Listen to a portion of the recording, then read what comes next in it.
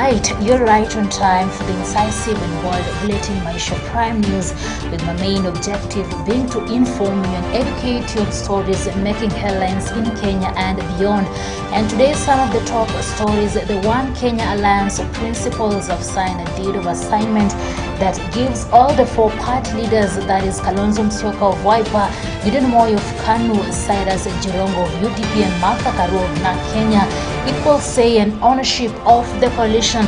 Also today, the DAP Kenya has dismissed claims that it is offering money to politicians to join the party.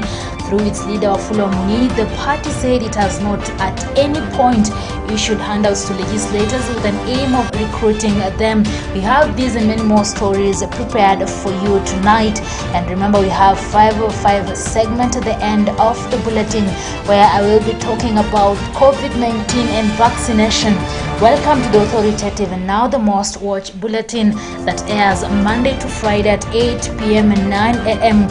and on weekends, that is Saturday and Sunday at 9 p.m. My name is Ria Kerin Chebet.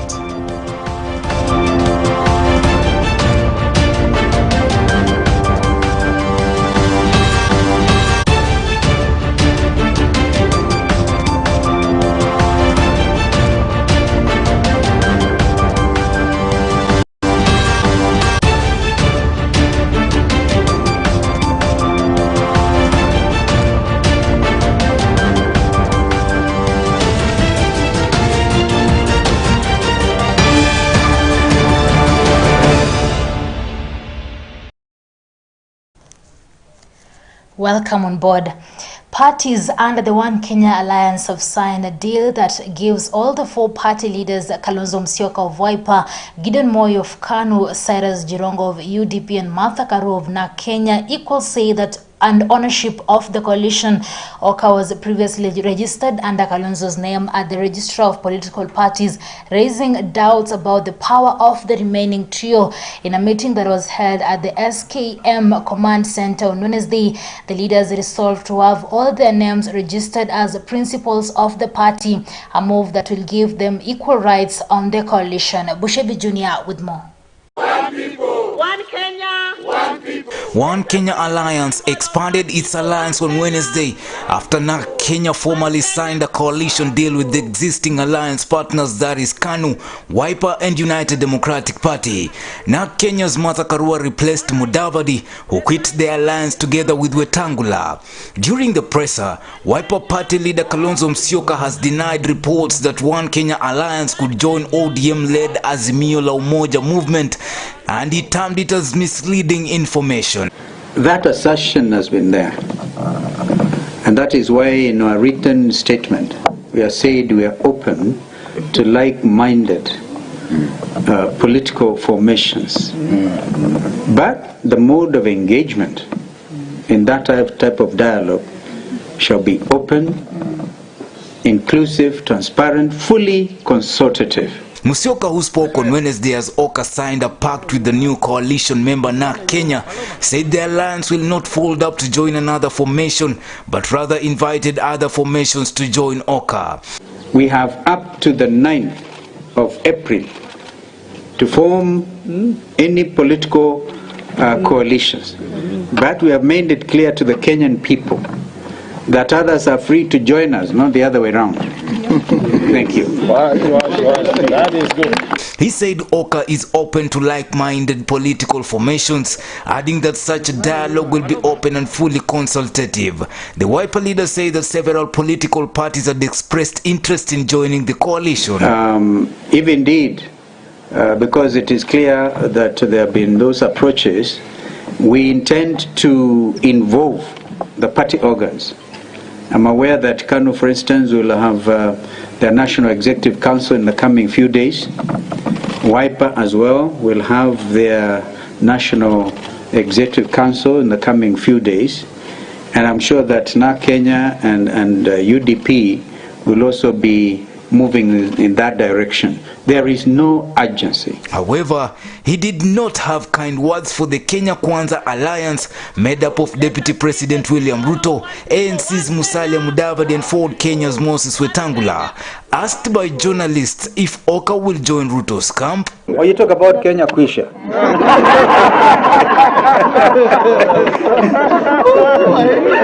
Just for clarification. Yeah. Now they'll be dealt with by the Buffalo Soldier. Baringo Senator Gideon Moi, who read the alliance joint statement, said Oka coalition agreement will be officially deposited in the Registrar of Political Parties on February 28, 2022. We are glad to inform Kenyans that this morning Oka principals have signed a deed of assignment. This is an affirmation of our commitment to standing firm together and focus on securing the lives of Kenyans. Additionally, we have finalized on the Oka coalition agreement, which details the nature and extent of our political engagement and cooperation as partners. Therefore, on Monday, February 28, 2022, we shall officially deposit it with the Register of Political Parties as Oka Coalition. After registration, the principals plans to officially and publicly unveil the Oka coalition and lay out their vision, which they believe will transform Kenya. We will officially and publicly unveil the One Kenya Alliance coalition and demonstrate how our vision will fundamentally transform Kenya. As a build-up towards the official unveiling, we have lined up a series of public engagements, activities to be hosted by our constituent political parties and partners in various parts of the country.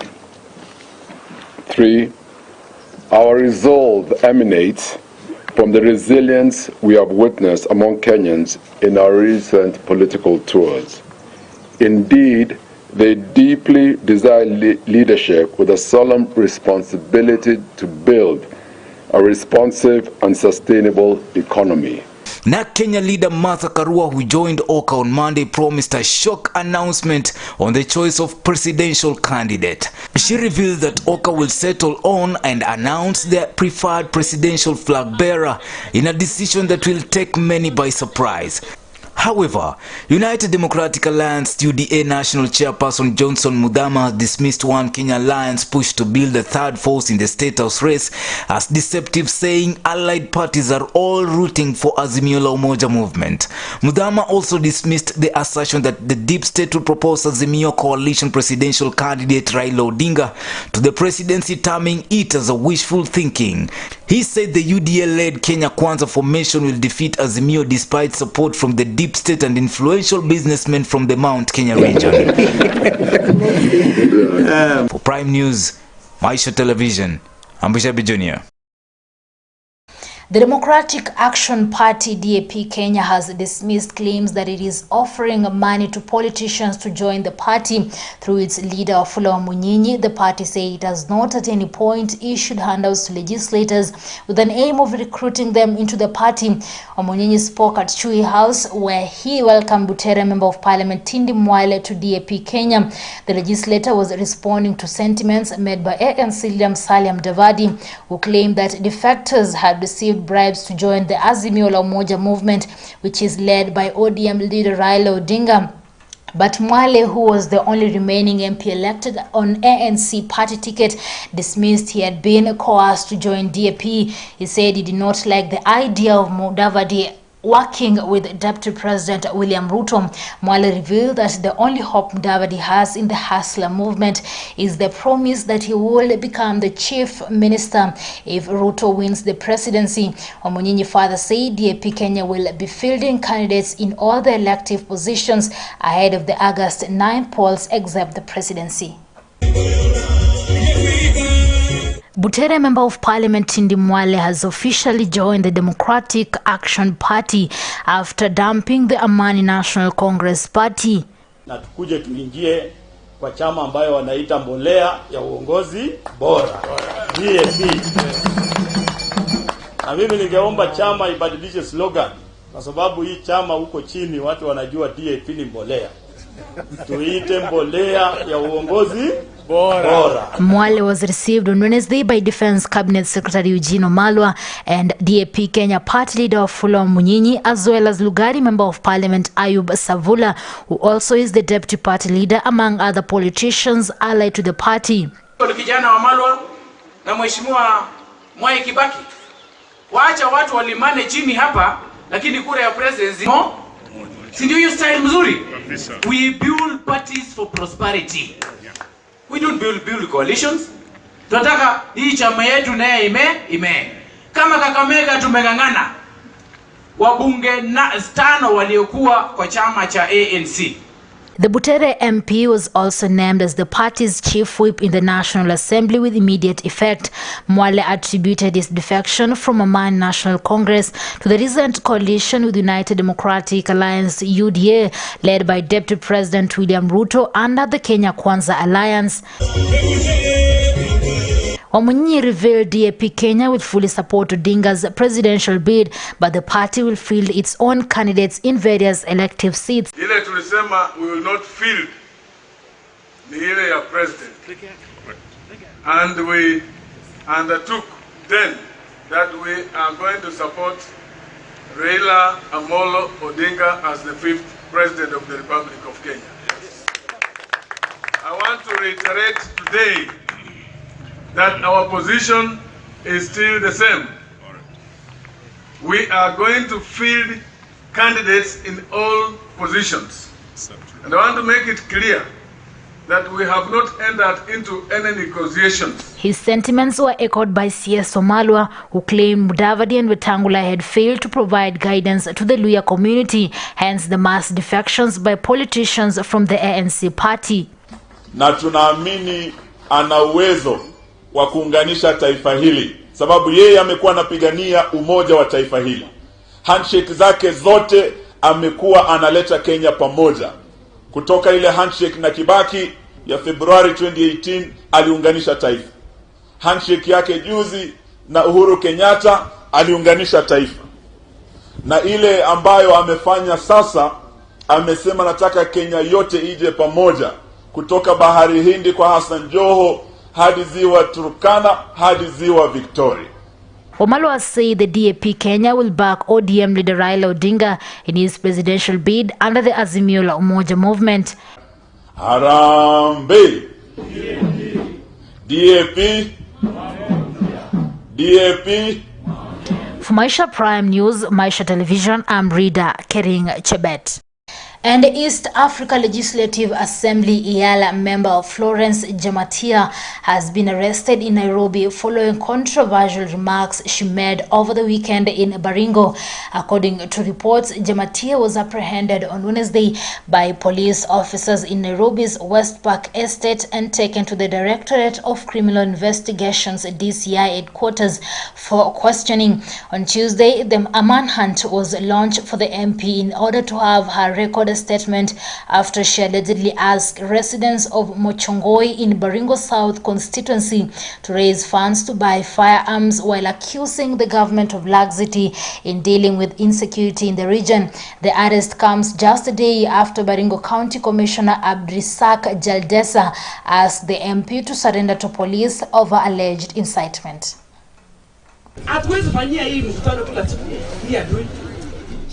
Tuliona kwamba yale ambayo amesema sio yale ambayo inafaa, na ndio tunakanya wale viongozi wengine pia, kama njia ni hiyo ya kuincite watu, sisi kama serikali hatuwezi kubali. Lazima tuchukue hatua so that ile impunity mtu ako nayo, hiyo impunity iishe. Lazima ukitafuta siasa ama unatafuta kiti, tafuta kiti kwa ile maendeleo either umefanya ama unataka kufanya kwa wananchi. Lakini sio kusema tutanulia watu bunduki. Hiyo ni, it was very cheap politics. And Kisii Central Sub-County Police Commander Peter Kimani says efforts to tackle mental health challenges among police officers in the area have made considerable progress. Speaking at an annual party, the commander regretted that many officers have taken their own lives on issues that can easily be addressed. Let's have a look. Here in Kisii, we are a step forward because we have a team that is going around sensitizing and counseling our officers on mental health awareness, led by our very able county commander, Mr. Koholi, who is not here with us today, but he sent his salams and well wishes to you. That team is going around. The other day it was in Nyamache where they had lectures with police officers on the election period to ensure that this period is going to be a successful year, a peaceful one. I only want to take this opportunity to urge the politicians, those aspiring for elective posts, to do it peacefully without inciting members of the public and the electorate, and also uttering words that could actually make people start what we call tribal hatred, tribal animosity. I want to urge them to desist with that. Over 100 people living with disabilities in Busia County have received free tools of trade from the National Funds of Disability. The equipment worth 2.4 million shillings is aimed at making the beneficiaries self-reliant. Tumeacha forms nyingi kwa county commissioners na tumeacha pia mwito ya kwamba walemavu wajitokeze kwa wingi ili tuwasaidie. Wale wamechaguliwa na wamepata vifaa, lazima watumie vifaa kwa njia ambavyo ni nzuri, si ndio? Wasiende kuuza, wasiharibu, na watumie in a very diligent way, not a careless or negligent way. Hizi vifaa zenye tumeletewa itatusaidia mingi ili tupate kuinuka, hata sisi tuonekane katika jamii. And still in Western Kenya, a police officer from Huisero County Police Headquarters has committed suicide. According to Huisero Police Boss Samuel Togo, the body of the officer Dismas Makoha, aged 45, was found hanging from the roof of his house. It is not yet clear why he hung himself, with reports pointing at work-related stress. I was informed by the OCS and I went to the scene, and I also saw the body. We broke into the house. We called the scenes of crime, took necessary action, and the body has been removed to Kakamega mortuary, where postmortem will be done. Hatuwezi jua alifikiria nini. However, amekuwa na shida ndogo ndogo za kutoingia kazi, mara ameshindwa na ulevi kidogo. Nafikiri mambo kama hayo imechangia yeye kuchukua maisha yake. Kwa muda ya miezi 4 iliyopita hajakuwa akifanya kazi kwa njia mzuri. Nafikiri hakufurahia alivyoambiwa kwa sababu haikuwa vizuri kwake.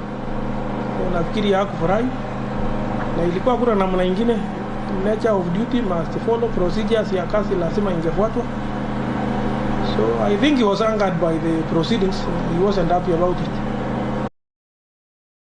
Migori County Speaker Boaz Okoth was on Wednesday, February 2nd, arrested by police officers for allegedly breaking into the county finance offices. Speaking to the media, Migori County Police Boss Mark Wanjala confirmed that Okoth and 7 others allegedly broke into the offices at around 3 a.m. Working in cahoots with the 7, Okoth made away with a known number of files and computers, which they moved to his office. Wanjala revealed that police received a tip-off from the members of the public and swiftly responded. Upon realizing that their goose was cooked, the accused locked themselves in the office until 8 a.m. when they surrendered to the officers after a 5-hour stalemate. Okoth was then ferried to the Migori County Directorate of Criminal Investigations at DCI, where he is being held pending investigations on the matter. Okoth was spared burglary charges, as the latter only applies when an incident involves a dwelling place of an individual. The DCI preferred that he be charged with office breaking instead. In addition, the police recorded the stolen files and have called upon the Migori County Finance Officer to verify the documents and confirm if any files are missing. Notably, this is not the first time Okoth has had run-ins with the law. On September 29, 2021, he was apprehended by detectives in Nairobi in a case related to the chaos that ensued in the assembly. A female MCA broke a harm after goons reportedly stormed into the assembly and interfered with the motion seeking to eject Obado as governor. 9 usiku at the county assembly, tulipata habari ya kwamba the speaker of the county assembly, Mr. Boaz Okoth, alienda na watu 7 kwa hiyo ofisi ya finance officer, na akaweza kuvunja hiyo ofisi akiwa anatoa files zingine akipeleka kwa ofisi yake, which is a crime, kwa sababu office breaking na watu wengine ameenda nao si watu ya county assembly, vijana tu. Hiyo ni makosa ambayo alifanya. Yeah, is the CID office recording statement. Kimaliziwa taenda kotini na office breaking na hiyo kundi yake hiyo. The Kenya National Highway Authority (KENHA) has intervened after Mombasa County Governor Ali Hassan Joho launched a new traffic model in the coastal city dubbed Double to Double. This was after confusion was witnessed in Mombasa following the implementation of the new traffic model, which took effect on Wednesday, February 2nd at 5 a.m. This saw the closure of some roads in the city. In addition, some of the streets were converted into one-way roads, causing a traffic stalemate in the city, despite the presence of traffic marshals stationed to oversee the rollout of the new model. Kenya, through its Coast Deputy Regional Director Howard Mai, recommended that Governor Ali Hassan Joho a new model in phases to avoid the disorder witnessed earlier. The Coast Traffic Commandant Peter Minor stated that Double to Double is under a 10-day trial and will be reviewed every 3 days. He further added that traffic police officers were deployed to assist the motorists. Notably, the system worked flawlessly in some areas. Mombasa County Transport Executive Tafik Balala not only defended the plan but also expressed confidence that it will work. The new model will further see heavy trucks barred from accessing the city between 5 a.m. and 8 p.m. The new development led to the phasing out of the Happy Hour launch in 2019, which allowed road users to flaunt traffic rules in a bid to rid congestion during the rush hour. Drivers have a way of understanding the routes that they need to take, the places that they need to be. Today was the shock for them, and that is why the problem is being faced in certain areas. So the parkings, of course, there'll be small adjustments in the places of parking. There'll be small adjustments in the places of drop-off points.